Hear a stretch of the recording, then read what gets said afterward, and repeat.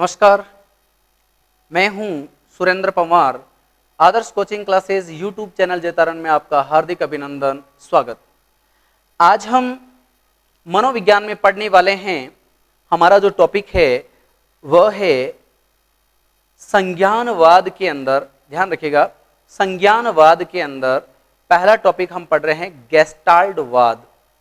गेस्टाल्टवाद पढ़ रहे हैं, टॉपिक लगा लीजिएगा आप लोग।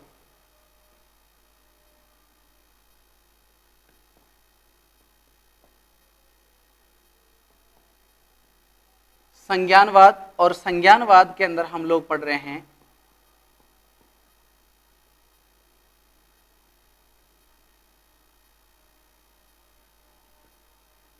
गेस्टाल्टवाद।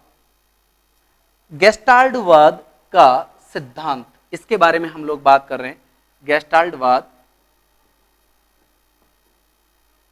सिद्धांत के बारे में बात कर रहे हैं।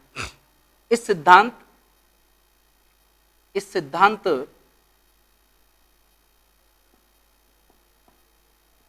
प्रवर्तक वर्दीमर,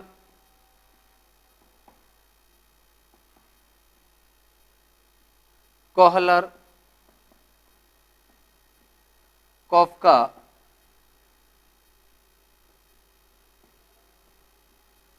इन तीनों को माना जाता है। गेस्टाल्टवाद सिद्धांत के प्रवर्तक वर्दीमर, कोहलर, कॉफका तीनों जर्मनी के मनोवैज्ञानिकों को माना जाता है। ध्यान रखिएगा, गेस्टाल्टवाद।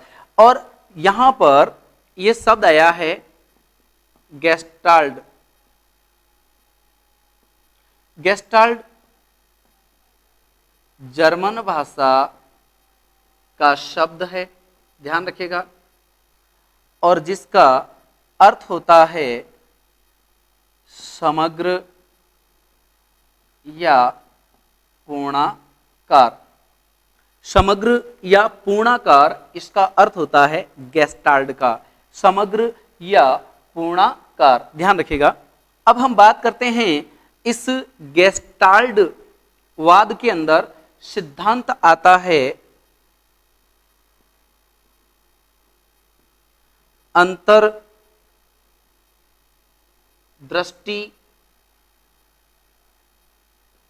का सिद्धांत। अंतर्दृष्टि का सिद्धांत, ध्यान रखिएगा, अंतर्दृष्टि का सिद्धांत। इनसाइट लर्निंग थ्योरी की बात हम लोग कर रहे हैं। इनसाइट थ्योरी, अंतर्दृष्टि का सिद्धांत। अंतर्दृष्टि के सिद्धांत का प्रतिपादन किसने किया? इसका प्रतिपादन या प्रवर्तक माना जाता है कोहलर को। ध्यान रखिएगा, कोहलर को माना जाता है। कोहलर ने 1917 में सुल्तान नामक चिंपांजी पर यह प्रयोग किया है। ध्यान रखिएगा, सुल्तान नामक चिंपांजी पर यह प्रयोग किया है। और फिर हम यहां पर बात कर रहे हैं कोहलर के बारे में कि कोहलर ने सुल्तान नामक चिंपांजी पर यह प्रयोग किया है। और प्रयोग करने के बाद में अगर मैं बात कहूं, 1925 में एक किताब लिखी है इन्होंने। 1925 में एक किताब लिखी है जिसका नाम है मेंटलिटी ऑफ एप्स। मेंटलिटी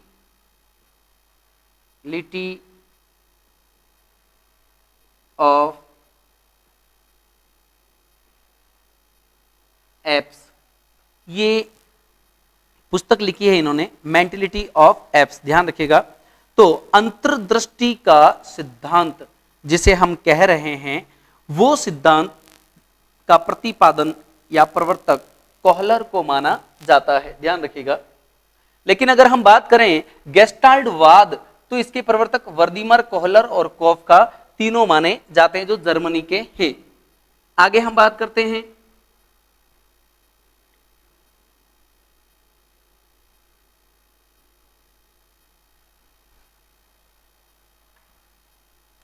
प्रश्न बनता है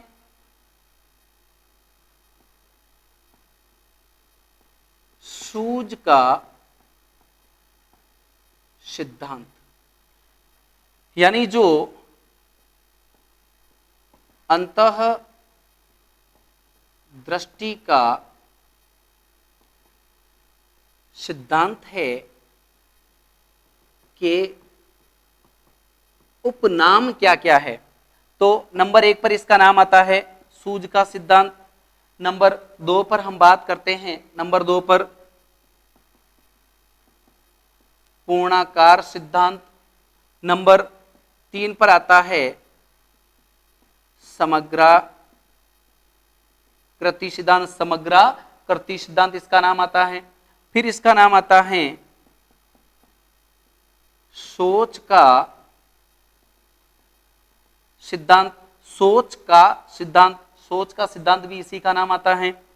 फिर एक नाम आता है पूर्ण से अंश का सिद्धांत, पूर्ण से अंश का सिद्धांत भी इसका नाम आता है, ध्यान रखिएगा, पूर्ण से अंश का सिद्धांत भी इसका नाम आता है। अब हम बात करते हैं अंतः दृष्टि सिद्धांत, सूज का सिद्धांत, पूर्णाकार सिद्धांत, समग्राकृति सिद्धांत, सोच का सिद्धांत, पूर्ण से अंश का सिद्धांत, इनसाइट थ्योरी। इनसाइट थ्योरी भी इसी को कहा जाता है, ध्यान रखिएगा, इनसाइट थ्योरी के नाम से भी इसको जाना जाता है। अब हम बात कर लेते हैं इस सिद्धांत के बारे में।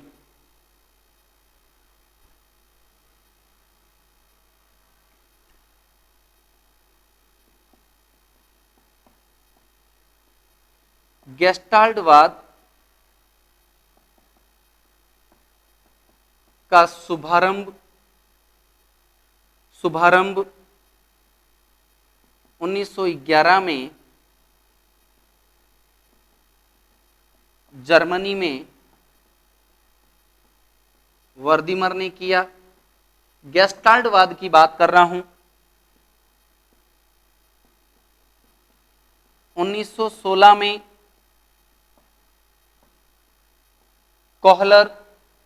कोहलर जुड़े। 1917 में अंतः दृष्टि का सिद्धांत दिया। किसने? कोहलर ने दिया है। सुल्तान नामक चिंपांजी पर, ध्यान रखिएगा। फिर हम आगे बात करते हैं 1920 में कॉफका, 1920 में कॉफका ने एक किताब लिखी है theory of gestalt, theory of gestalt, पुस्तक का नाम है थ्योरी ऑफ गेस्टाल्ट। ध्यान रखिएगा, ये पुस्तक लिखी है कॉफका ने, थ्योरी ऑफ गेस्टाल्ट। और थ्योरी ऑफ गेस्टाल्ट लिखने के बाद ये गेस्टाल्टवाद पूरी दुनिया की जद में आया है, पूरी दुनिया के सामने आया है। मन इसको लोकप्रिय करने का काम, इसको प्रकाशित करने का काम किया है कॉफका ने। कॉफका ने पुस्तक लिखी है थ्योरी ऑफ गेस्टाल्ट, ध्यान रखिएगा। और अभी थोड़ी देर पहले मैंने आपको बताया था कि कोहलर ने 1925 के अंदर किताब लिखी है मेंटेलिटी ऑफ एपेश, ध्यान रखिएगा, मेंटेलिटी ऑफ एपेश, ये किताब लिखी है कोहलर ने। 1911 में गेस्टाल्टवाद का शुभारंभ किया है जर्मनी के वर्दीमर ने, मैक्स वर्दीमर ने, ध्यान रखिएगा। लेकिन अगर हम बात करें अंतर्दृष्टि का सिद्धांत किसने दिया, अंतःदृष्टि का सिद्धांत या सूझ का सिद्धांत किसने दिया, तो याद रखिएगा कोहलर ने दिया है, उसके जनक कोहलर माने जाएंगे। लेकिन अगर हम बात करें कि गेस्टाल्टवाद जो जर्मन के अंदर दिया गया है, उसके प्रवर्तक कौन है? तो वो तीनों माने जाएंगे, वर्दीमर, कोहलर और कॉफका। ठीक है, आगे हम लोग बात करते हैं नेक्स्ट।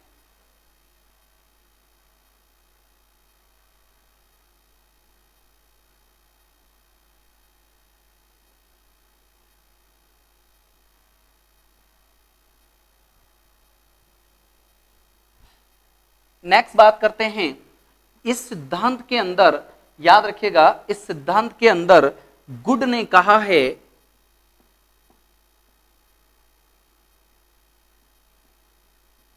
गुड ने क्या कहा है कि सूझ वास्तविक स्थिति का,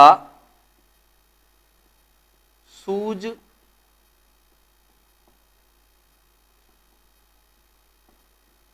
वास्तविक स्थिति का, वास्तविक स्थिति का आकस्मिक, तात्कालिक व स्थायी ज्ञान है। ऐसा किसने कहा है?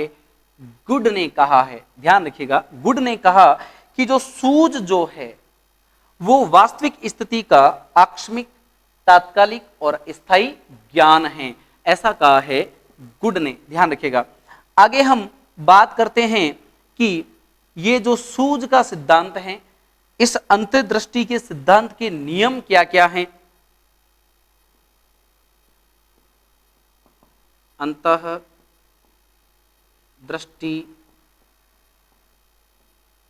सिद्धांत के नियम, और इसके अंदर पहला नियम लिखता हूं मैं, समता का नियम। समता का नियम। दूसरा नियम हो जाएगा निकटता का नियम, और तीसरा नियम हो जाएगा निरंतरता का नियम। निरंतरता का नियम। समता का नियम का मतलब होता है कि किसी भी वस्तु या प्राणी का रूप है, रंग है, आकार अगर समान हो तो अधिगम में याद रखिएगा, सीखने में आसानी होती है, सहायता मिलती है। ध्यान रखिएगा, यानी समता रंग, रूप व आकार में सहायक है, सहायक है। अब बात करें निकटता, तो ध्यान रखिएगा निकटता भी सूझ के लिए बहुत जरूरी है, सूझ में सहायता करती है। निकटता सूझ में सहायक है। आप देखिए, अगर हम किसी वस्तु को बार बार पढ़ते हैं, बार बार देखते हैं, है ना, जैसे कोई युद्ध का एक चार्ट बना लिया और हम उस चार्ट को दिन में 5-10 बार देखते हैं, तो वो चार्ट हमें जल्दी याद हो जाएगा, क्योंकि वो युद्ध का चार्ट हमारे निकट है, हम उसे बार बार देख रहे हैं, हमारी दृष्टि उसके ऊपर पड़ रही है। फिर बात आती है निरंतरता का नियम। कार्य में निरंतरता, कार्य में निरंतरता से सूझ का विकास होता है। ध्यान रखिएगा, सूझ का विकास होता है अगर कार्य में निरंतरता हो। ध्यान रखिएगा, अगर हम किसी भी कार्य को रोज करें, अगर हम रोज पढ़ना शुरू कर दें डेली रूटीन के अंदर, तो याद रखिएगा हमें प्रत्येक वो लाइन, प्रत्येक वो पार्ट, प्रत्येक वो अध्याय याद हो जाएगा जैसे हम याद करना चाहते हैं। तो ये तो थे अंतर्दृष्टि सिद्धांत के नियम। अब आगे हम बात करते हैं इसी सिद्धांत के बारे में, अंतःदृष्टि का सिद्धांत, सूझ का सिद्धांत। ध्यान रखिएगा, इसके बारे में हम लोग बात कर रहे हैं। अब बात आती है कि इस सिद्धांत के अंदर मूल बात क्या है। तो मूल बात यह होती है कि अंतर्दृष्टि सिद्धांत जो है उसको प्रभावित करने वाले कारक कौन कौन से हैं। अंतःदृष्टि सिद्धांत को प्रभावित करने वाले कारक, प्रभावित करने वाले कारक। तो सबसे पहला कारक आता है बुद्धि, फिर दूसरे नंबर पर बात आ जाएगी कल्पना, फिर बात आती है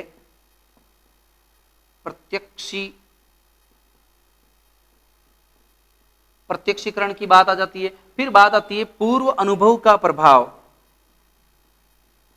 पूर्व अनुभव का प्रभाव, पूर्व अनुभव का प्रभाव, फिर बात आती है क्षमता, फिर बात आती है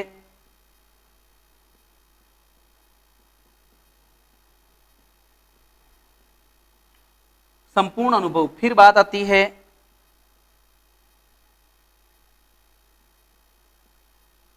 प्रयास व त्रुटि का प्रभाव। ये सभी अंतर्दृष्टि सिद्धांत को प्रभावित करने वाले कारक है। याद रखिएगा, अगर किसी भी बालक की बुद्धि लब्धि बहुत अच्छी है तो उसे अधिगम करने में कठिनाई नहीं होगी, वो बहुत ही अच्छे तरीके से लर्न कर पाएगा। कल्पना शक्ति होनी चाहिए प्रत्येक बालक के अंदर, अगर नहीं है तो सूझ उसके अंदर, या हम यूं कहें उसके अंदर अवबोध की जो धारणा है वो थोड़ी मुश्किल से आएगी। प्रत्यक्षीकरण, कोई भी वस्तु अगर हमारे सामने है तो उसे हम बहुत अच्छे तरीके से सीख पाएंगे। पूर्व अनुभव का प्रभाव, जो हमने पहले सीखा है वो नवीन ज्ञान के अंदर बहुत प्रभावी होता है। क्षमता, अलग अलग प्रकार की क्षमताएं होती है, वो भी हमारे अंदर होनी चाहिए, जैसे मानसिक योग्यता होनी चाहिए, बैठने की क्षमता होनी चाहिए, लिखने की क्षमता होनी चाहिए, याद करने के लिए बार बार उसको पढ़ने की क्षमता होनी चाहिए। फिर बात करें संपूर्ण अनुभव, हमारे जीवन के संपूर्ण अनुभव जो होते हैं वो भी बहुत लाभकारी होते हैं। फिर बात आती है प्रयास व त्रुटि का सिद्धांत। हम किसी भी कार्य को एक बार में नहीं सीखते, उसके लिए प्रयास करने पड़ते हैं, कुछ गलतियां होती है फिर सुधार के प्रयास करने होते हैं, और उसी के द्वारा हम बहुत बढ़िया सीखते हैं। फिर अचानक हमारे सामने समस्या का समाधान आ जाता है।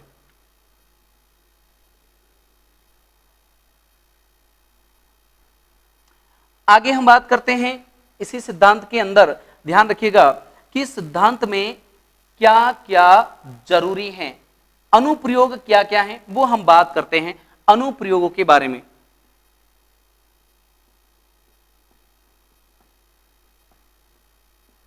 अनुप्रयोगों के बारे में तो सबसे पहले एक इंपॉर्टेंट बात आती है समस्या प्रस्तुत करें। बालकों के सामने किसी न किसी समस्या को प्रस्तुत किया जाता है, ध्यान रखिएगा। फिर उसके बाद में आता है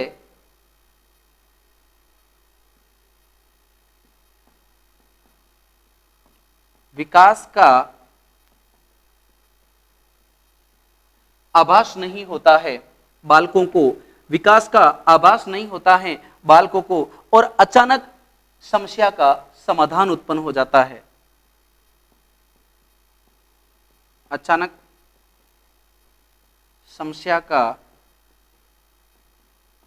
समाधान उत्पन्न हो जाता है, ध्यान रखिएगा, अचानक समस्या का समाधान उत्पन्न हो जाता है।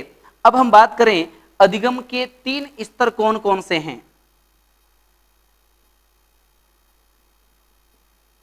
अधिगम के 3 स्तर, तो अगर मैं बात करूं सबसे पहले स्तर की तो वो होगा स्मृति, दूसरा अवबोध, और तीसरा हो जाएगा चिंतन। अधिगम के 3 स्तर हैं। सबसे पहले हम अपनी स्मृति के अंदर उस बात को रख लें, जब चाहें उसको वापस याद कर सकें। दूसरी बात अवबोध, हमें उसका ज्ञान होना चाहिए, हमें उसकी समझ होनी चाहिए, अंडरस्टैंडिंग जिसे हम कहते हैं वो हमें होनी चाहिए। चिंतन, हम जिस भी समस्या के बारे में सोच रहे हैं उसके बारे में सही दिशा के अंदर हमें चिंतन करना आना चाहिए, उसकी खोज की ओर हम आगे बढ़ते रहें, ये होगा चिंतन। ये है अधिगम के 3 स्तर। आगे हम बात करें अंतर्दृष्टि सिद्धांत के अंदर,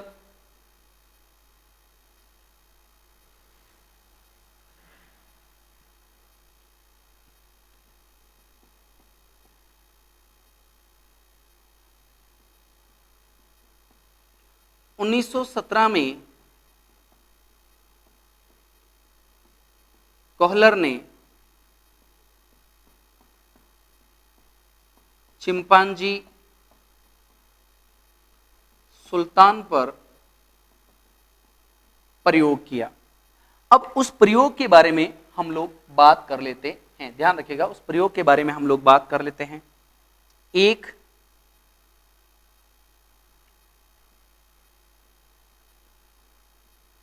दो, ये होगा 3। ये छत हैं, रस्सी हैं,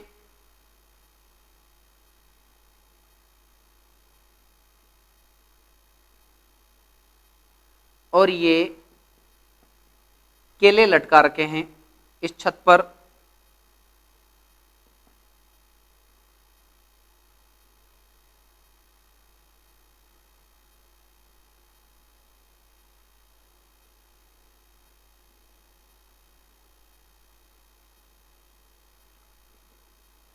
और ये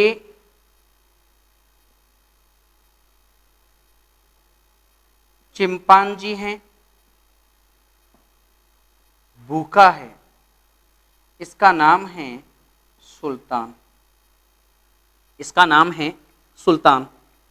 ये सबसे पहले हम बात कर रहे हैं। यहां पर ऊपर केले लटका रखे हैं और कोहलर ने बताया कि यहां पर एक छड़ी पड़ी है,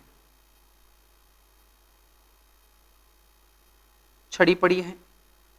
पहले ये चिंपांजी उछल कूद करता है और केलों को पाना चाहता है, लेकिन चूंकि ऊंचाई ज्यादा है तो ये इन केलों को पा नहीं सका। फिर अचानक इसे आइडिया आया, अचानक, ध्यान रखिएगा, अचानक या यकायक इसके दिमाग में विचार आया, उसने ये छड़ी उठाई और छड़ी से इन केलों को मारा और केलों को पा लिया। ध्यान रखिएगा, छड़ी है, ये केले हैं, ये भूखा चिंपांजी है जिसका नाम है सुल्तान। छड़ी से केलों को इसने पाया है, ठीक है। दूसरी बात करते हैं हम,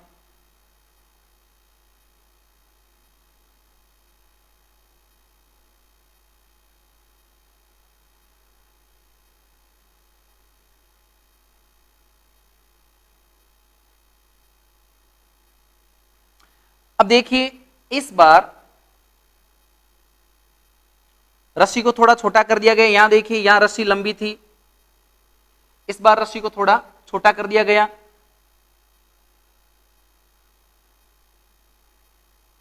छड़ी भी है, एक डिब्बा है, छड़ी,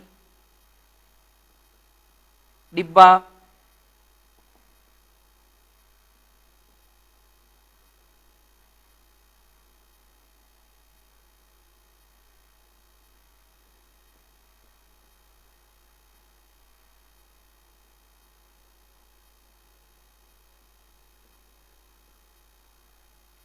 भूखा चिंपांजी सुल्तान है।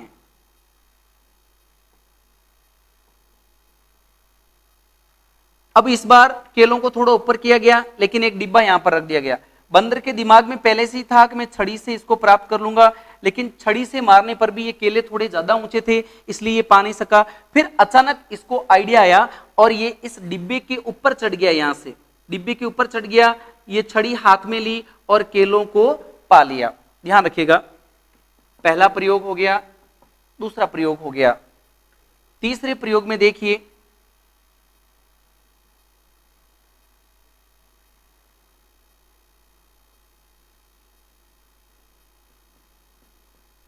ये केले हैं,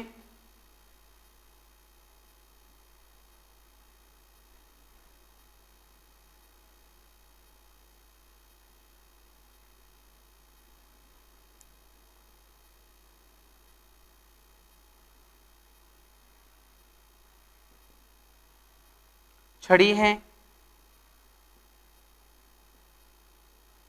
केले हैं,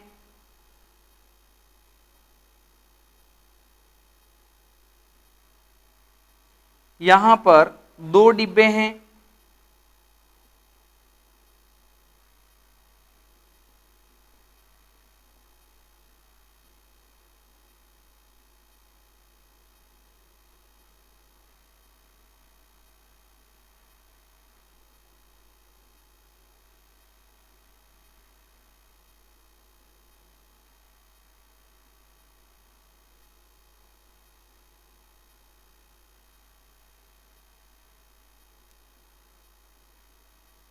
भूखा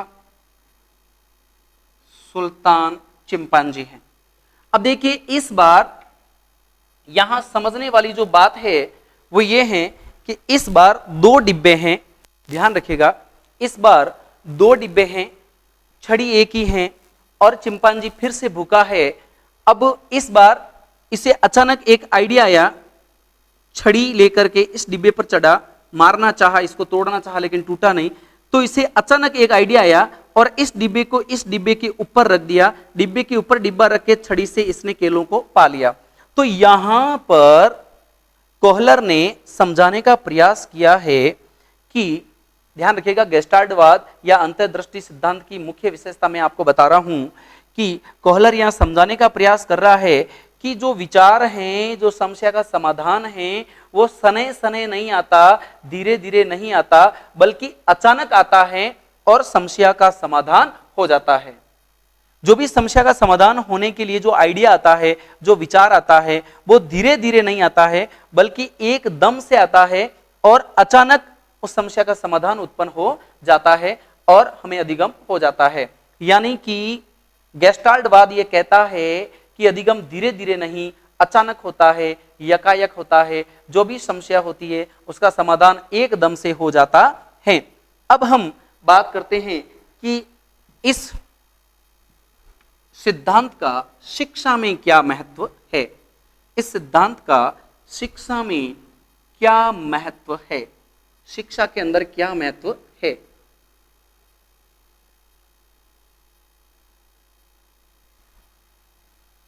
शिक्षा में क्या महत्व है, तो सबसे पहली बात,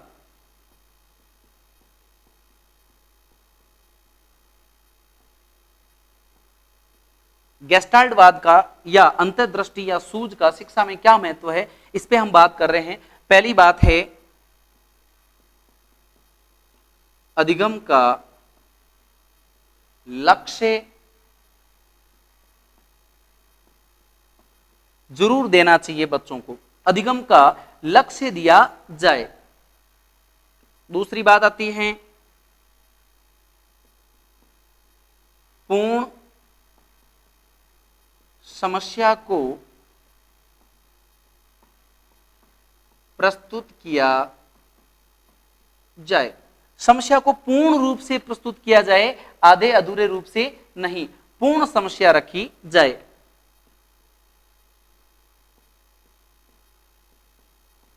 रचनात्मक कार्यों में सहयोगी, संगीत के साथ साथ कला, साहित्य, इसके अंदर भी ये बहुत ही महत्वपूर्ण भूमिका निभा सकता है। खोज करके सीखने पर बल देता है। याद रखिएगा, खोज करके सीखने पर बल देता है ये सिद्धांत। फिर एक महत्वपूर्ण शिक्षण सूत्र यहां से आया है, ध्यान रखिएगा, एक शिक्षण सूत्र का उद्गम हुआ है यहां से, पूर्ण से अंश की ओर। पूर्ण से अंश की ओर जो शिक्षण सूत्र हैं वह, पूर्ण से अंश की ओर जो शिक्षण सूत्र है वह यहां से उद्गम हुआ है। तो ध्यान रखिएगा, ये तमाम बातें हमने की है संज्ञानवाद के अंदर जो गेस्टाल्टवाद है और गेस्टाल्टवाद में जो अंतर्दृष्टि का सिद्धांत है, जो सूझ का सिद्धांत है, जो समग्र कृति का सिद्धांत है, जो पूर्णाकार का सिद्धांत है, जो सोच का सिद्धांत है, जो पूर्ण से अंश का सिद्धांत है, उसके बारे में हम लोग बात कर रहे थे। तो आप हमारे इस वीडियो को अधिक से अधिक लाइक, शेयर और सब्सक्राइब जरूर कीजिएगा। बहुत बहुत धन्यवाद। जय हिंद, नमस्कार।